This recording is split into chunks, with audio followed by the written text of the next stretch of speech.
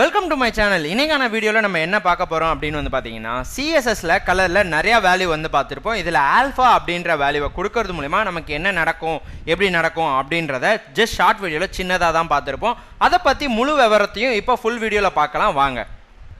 இப்போது அதே இதில் நான் HTML நான் வந்து என்ன பண்ணியிருக்கேன் அப்படின்னு பார்த்தீங்கன்னா, பேராகிராஃப் டேக்கில் ஹலோ வேர்ல்டு அப்படின்றத கொடுத்துருக்கேன். இப்போ எப்பவும் பண்ணுற மாதிரி நம்ம ஸ்டைல் அப்படின்ற எலமெண்ட்டில் வந்து பார்த்தீங்கன்னா பேராகிராஃப் டேகை சூஸ் பண்ணிக்கிறோம். இந்த பேராகிராஃப் டேகை சூஸ் பண்ணிட்ட பிறகு கலர் அப்படின்ற ப்ராப்பர்ட்டி யூஸ் பண்ணிவிட்டு ஏதாவது ஒரு மெத்தட் யூஸ் பண்ணிக்க வேண்டியதான். RGBயோ HSLஓ எக்ஸாவோ எதுனாலும். இப்போது RGB அப்படின்றத யூஸ் பண்ணிவிட்டு இது கூட A அப்படின்ற ஒரு வேல்யூவை யூஸ் பண்ணி ஆல்ஃபா அப்படின்றத நான் கொடுக்குறேன். அதாவது வந்து பார்த்தீங்கன்னா ஃபஸ்ட்டு RGBயில் ரெட்டுக்கான வேல்யூவை நம்ம இப்போ கொடுத்துக்கலாம். 255,0,0 அப்படின்றத மென்ஷன் பண்ணிவிட்டு ஆல்ஃபா வேல்யூ அப்படின்றது வந்து பார்த்தீங்கன்னா இந்த கலரோட திக்னஸை கொண்டு வரது. அதாவது வந்து பார்த்தீங்கன்னா இப்போது ரெட் கலர் வந்துருச்சா, இப்போ அந்த ஏக்கான வேல்யூ வந்து கொடுக்கல, அந்த கலரோட திக்னஸ் வந்து எனக்கு எவ்வளோ இருக்கணும் அப்படின்றது தான் அந்த ஆல்ஃபா அப்படின்றது மென்ஷன் பண்ண போகுது.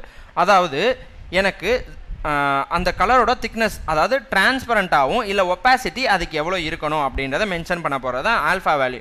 இதுக்கான வேல்யூ ரேஞ்ச் வந்து 0லேருந்து 1க்குள்ளே, அதாவது 0.1 0.2 அந்த மாதிரி கொடுக்க போகிறோம். இப்போ 0.5 அப்படின்னு கொடுக்கறது மூலமா அந்த கலரோட பிரைட்னஸ் வந்து குறையுது, தெரியுதுங்களா?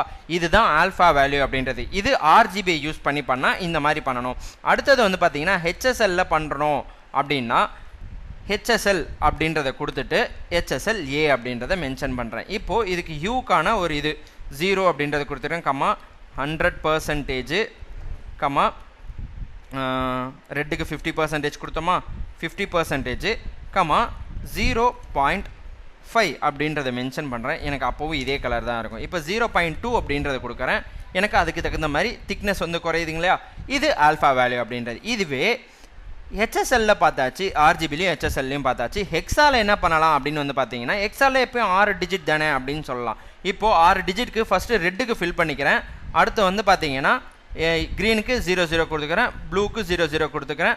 அடுத்தது இதுலேயும் ஆல்ஃபாக்கு 2 டிஜிட் வந்து நமக்கு அலோகேட் ஆகும். இதில் வந்து பார்த்தீங்கன்னா அதே இது தான் 01 02 அப்படின்ற மாதிரி கொடுக்கணும். இப்போ நான் சம்திங் ஒரு 66 அப்படின்றத மென்ஷன் பண்ணுறேன். அதுக்கு தகுந்த மாதிரி ஒரு திக்னஸ் வந்து கிடைக்கும். இப்போது இந்த ரெட்டே இருக்கிறதுனால நமக்கு ஒரு மாதிரி இருக்கும். நம்ம என்ன பண்ணலான்னா 00FF அப்படின்ற மாதிரி கொடுத்துட்டு இதோட திக்னஸை பாருங்களேன். இப்போது இதோட ஒரிஜினல் கலரை பார்த்துக்கலாம். இந்த மாதிரி நமக்கு இருக்குது. இதிலே வந்து பார்த்தீங்கன்னா சம்திங் ஒரு 66 கொடுப்போமே, இந்த மாதிரி திக்னஸ் வந்து குறையுது. முழுசாக 00 அப்படின்னு கொடுத்துட்டோன்னா ஃபுல்லாக டிரான்ஸ்பரண்ட்டாக போயிடும். பேக்ரவுண்டில் இருக்கிறது தான் நமக்கு தெரியும். நம்ம அதுக்காக தான் சும்மா இந்த மாதிரி நம்ம கொடுத்துட்டு அந்த திக்னஸை வந்து பார்க்குறோம். ஸோ இதுதான் வந்து பார்த்தீங்கன்னா ஆல்ஃபா அப்படின்றது. தேங்க்யூ.